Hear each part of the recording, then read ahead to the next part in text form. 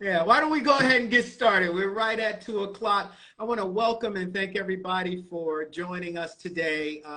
My name is Kim Davis. I'm with the Walton Family Foundation. And we're here to talk a little bit about emerging leadership and leadership in the Delta region of Arkansas and the Delta region of Mississippi. And we have an outstanding young leader with us here today. Once again, I'm Kim Davis with the Walton Family Foundation. I am the lead on our work in the Delta region. Specifically, we work in the Arkansas and Mississippi Delta region in a number of communities there. And we've had the privilege and the opportunity, I think, to meet some amazing, amazing young leaders. And we're supportive of those young leaders.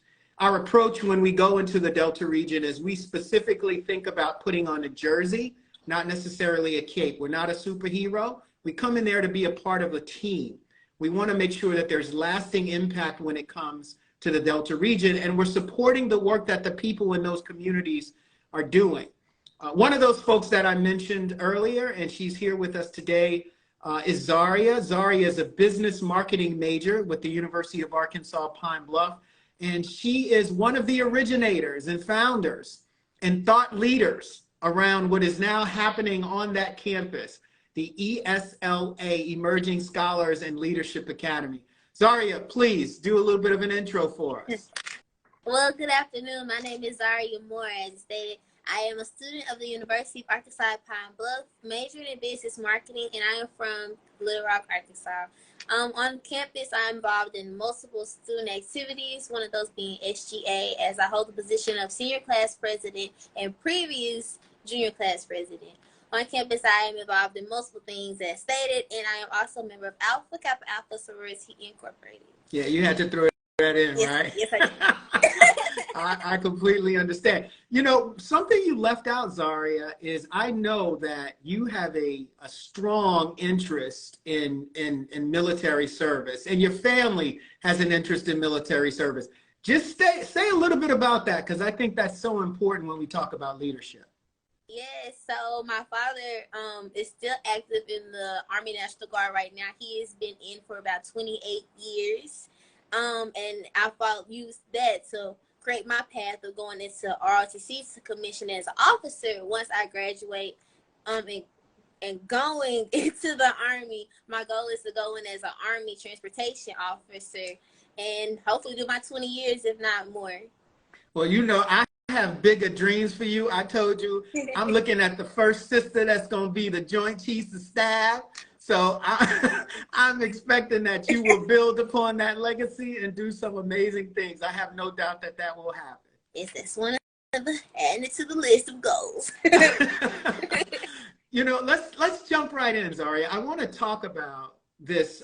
So just to sort of give a full picture. Mm-hmm. You this past summer participated in the Walton internship. And as you and I were having conversations about what more can happen in the Delta region, you came with this idea around this leadership program. Tell me how you got there. Where did the idea come from? So this idea actually came from an internship that I did here in Pine Bluff. I did an internship previously before I did the Walton Family Foundation with the Pine Bluff Chamber of Commerce. And with the Chamber of Commerce here, we have a leadership development group for people that hold high positions inside of Pine Bluff. We have people from Tyson, we have people from the Arsenal, people from multiple places that have really affecting in very efficient ways to work with others here. So that was how we was like, okay, well, if they can do it, we can do it too here as students. So I graduated high school during COVID. So coming into the university, there were a lot of things I feel like we missed as students getting with our time being so short, to going virtual, to being in person, to who knows what's going to happen next with COVID. So that's really how it got started. Yeah, I appreciate that. I remember one day, I think we might have gone out for lunch or something, and I remember you saying to me, after being at the foundation for a little bit of time and sort of looking at grants and how folks were making grants and what type of grants we were making. And I remember you asking, you were kind of like, how can I start to have a conversation about something, you know, that has been on my mind? And I said, well, here's the opportunity. Let's have a conversation. And so I remember you sort of said, I think that there's a good place. I think you mentioned before, too, the university did a good job of providing leadership opportunities for students in specific fields, but there wasn't anything that was across the campus. Is that right? That is right, yes. Yeah, and so we were excited to really work on that, and I was privileged and honored to work on that with you. And then, of course, we hope the impact will be 100 leaders across the campus at the time the grant ends. And so I'm so excited and happy that that's been launched and things are going well. Why do you think the program is important for young people in the Delta? So this program is important because it helps build the skills that most people, once you get into the workforce, have limited ability to know how to increase. You have professional development. Well, this is your time to get professional development throughout a range of months.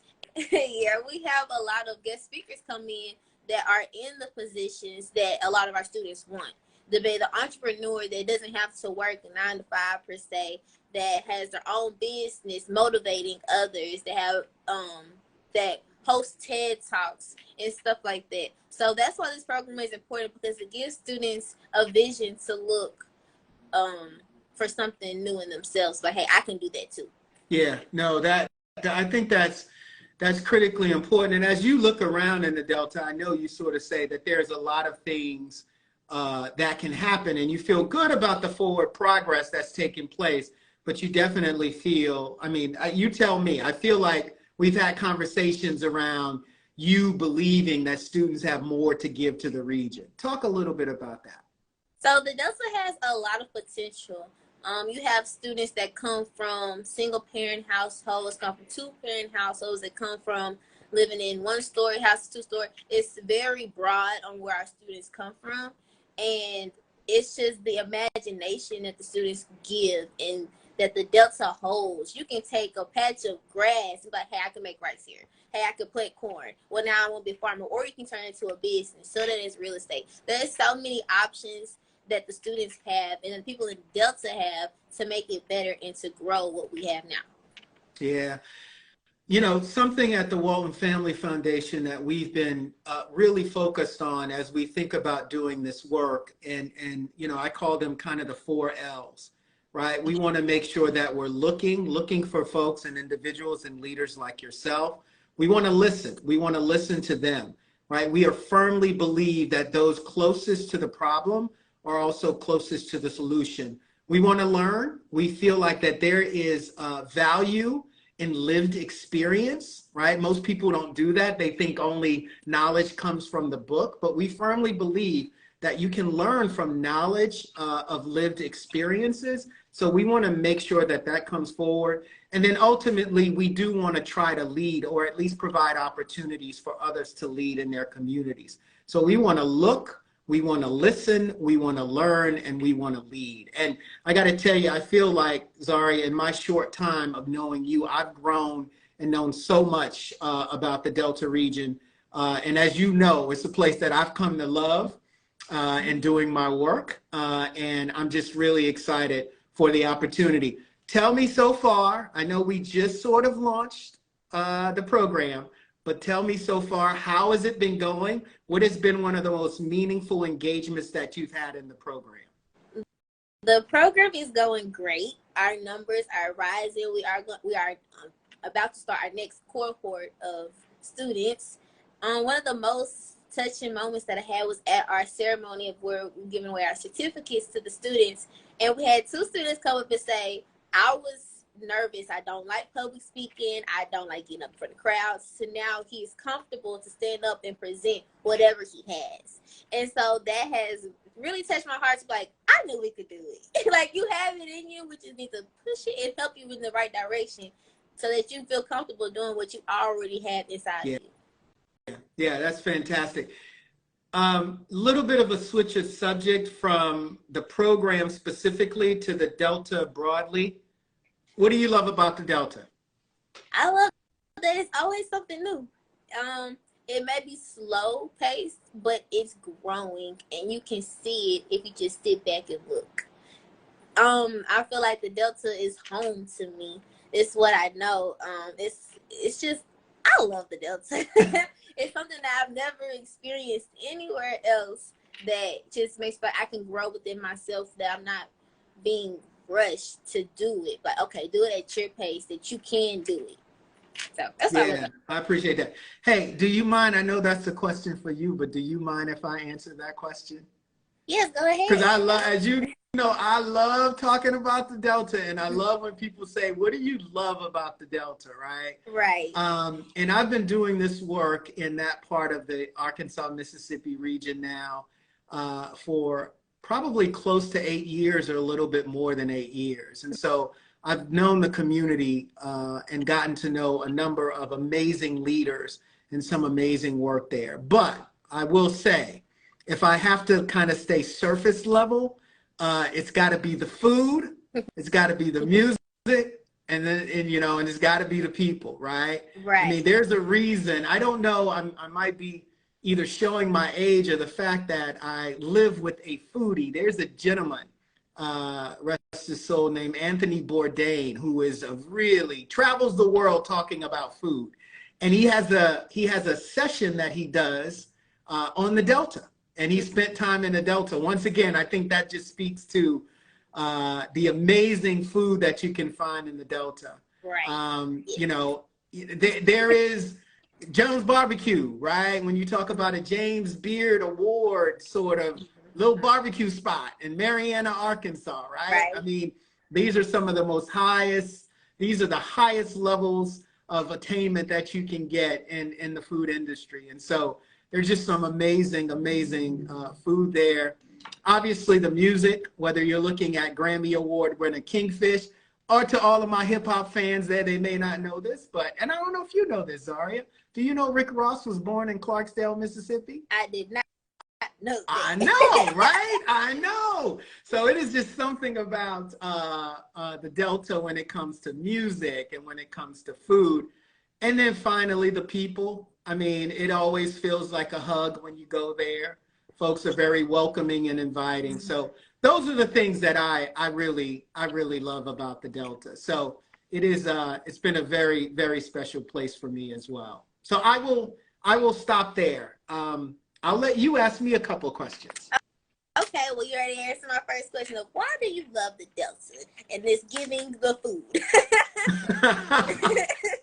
I'm telling you, I don't know what they do in that catfish batter, but it's something special. It's love. So my next question is, why is the foundation investing in the Delta and the people here? Yeah, I mean, first of all, the foundation has had a long history of investing in the Delta region. Most folks don't know this, but before Bentonville, Arkansas was selected as a place to start a little small store called Walmart, Mr. Sam spent time in the Arkansas Delta, and he spent time figuring out where he would like to start a store. And they thought for a long time it was going to happen in the Arkansas Delta before ultimately deciding on Bentonville. One of the key things about that story, and so even before he moved to Bentonville, he spent time in the Arkansas Delta operating a retail store. The other key piece to that story is his wife, Miss Helen, as we like to call her. Miss Helen said to Mr. Sam, I don't know where we're going to go, but I want to make sure it's a community of less than 10,000 people, right? And so I say that because there is just something about the commitment to really small rural communities that I think has been a part of the Walton family and the Walton Family Foundation for a very long time now. And as soon as they were able to start giving back, the Walton Family Foundation started in the Delta. And we started giving dollars to the Delta because there's a firm belief that if you provide opportunity for individuals and moves obstacles out of their way, you'd be surprised at what they were going to accomplish. The second thing that I would like to mention is the foundation is really about long-term goals of transforming communities. And for us, proximity is important. I heard Brian Stevenson, who I consider, just an amazing American hero of mine. He talks about the idea of proximity. Those closest to the problems are closest to the solutions.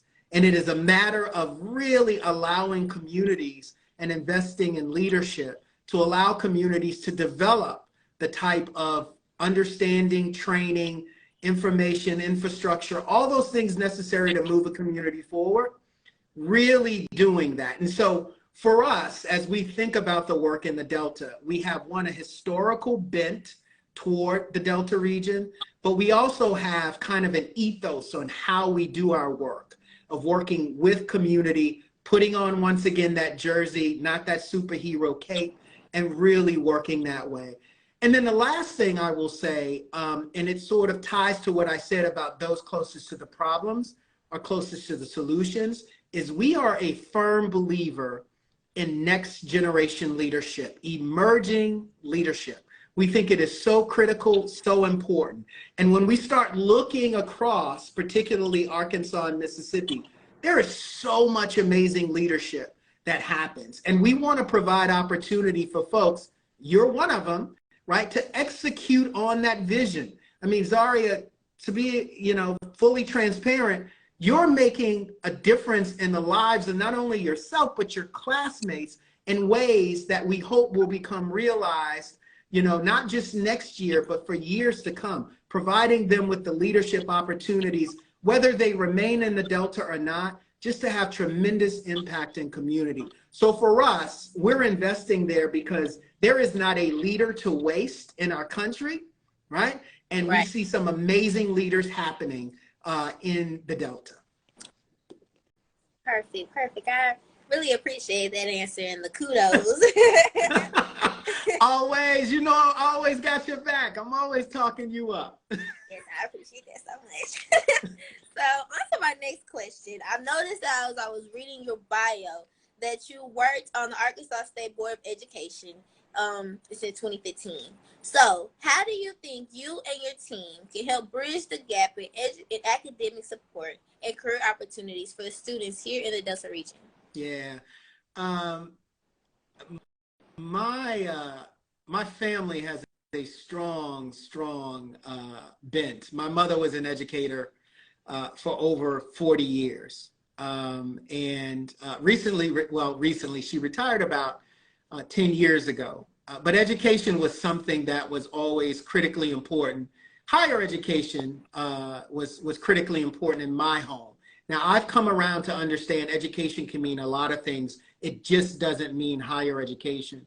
But for my home, personally, that was something that was critically important. As a matter of fact, I just returned from New Orleans, where my mom lives, to see my nephew graduate college. And the first thing that happened when I walked in the door of my mother's home, she said, "Let me show you the degree wall." She said, "This is where I put everybody's degrees," right? So no pressure on my kids or others who are in the family. Like, mom got a degree wall and she want to see you up there, right? Right. That being the case, what that really did, though, in all honesty, was really, I saw the importance of education and how it can change individuals' lives. And so for me, when we start talking about supporting opportunity for students, and once again, when I say education, I think broadly about that term, right? That could be support for careers and providing certifications for individuals. It could be specifically around traditional academic attainment, right? So those are a number of different things. And so for us, I mean, I've been fortunate to think about that work in a variety of different ways. And specifically when it comes to the Delta, there are a few things that we're doing that I think are critically important to really add value, right, to the leadership component that you mentioned earlier. So there's the leadership component, I think, that are important, but there's also sort of the building of knowledge, skills, and trades that are also important. And so we're doing a number of things. One, we have an Aspen Youth Fellows program. The Aspen Youth Fellows program, the Aspen Fellows are a cohort of individuals that are from that community, right? And they are doing amazing work in that community. These are young folks. Most of them have graduated from college, but they're a part of this program over the course of a year that helps them develop skills, get them in contact with leaders across the country, and then bringing those lessons back. Some person that I think about is currently a teacher at KIPP Delta in Helena, West Helena, right? And she's done some amazing work. She's actually gone off and come back because what she received was so important to her. And she's doing amazing work with the mayor in Helena, West Helena, as well as some other young leaders.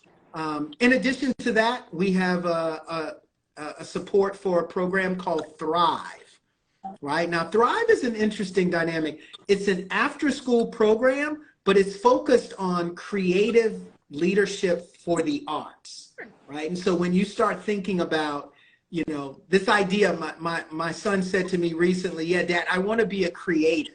And I kind of said, well, what's that mean? I need to know what that means, right? I'm a little old school. I'm like, you know, I need a degree and a job and you know, and he said, I want to be a creative. And so, you know, when I started working with organizations like Thrive and started talking about the tremendous opportunities that are in the field around creativity and what's happening in these spaces, we wanted to ensure that students in the Delta had access and sort of training to that bent as well. And so, you know, it's an amazing program with amazing students doing amazing things in Helena, West Helena. And we expect them to go on to do amazing, great things in the future as well. So when I think about this sort of career opportunity and education opportunity, all of this to me creates a fuller experience around preparing individuals for the next phase of their life. So I know that's a long answer, but I did want to say, you know, there's a lot that happens there. Well, that's a good answer, and I really like those 2 new programs that you have. That is wonderful. Yeah. Well, Zaria, I want to thank you so much. We are ending our time. I want to thank you so much for being who you are, for providing a spark, not only at the campus, but also a spark when you were here with the internship program. We are interested and excited about the next crop of interns that we'll be receiving here at the Walton Family Foundation. Make sure you train them up. Let them know that they're coming here. We expect to get everything that we can and provide so much more to them in regards to leadership. Yes, sir. Well, thank you so much for having me. I love the time that we've had. Thanks, Zaria. We'll talk soon. All right, see ya. Have a good day, everyone. Bye-bye. Bye-bye.